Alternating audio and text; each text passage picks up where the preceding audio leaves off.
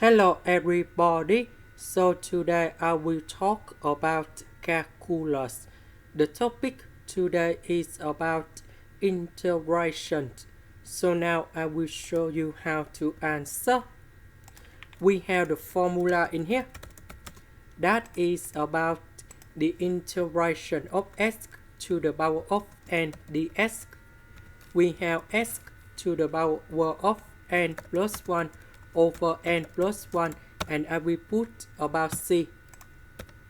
The integration of s to the power of 3, we have s to the power of 4 over 4. The next one is about number 3 over 3 square over 2 and s. Next, we put the bounds in here from 0 to number 4. And now we have the final answer. So I will put number 4 going here.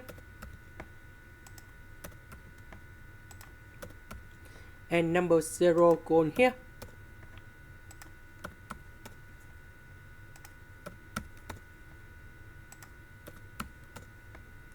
So we calculate about this one.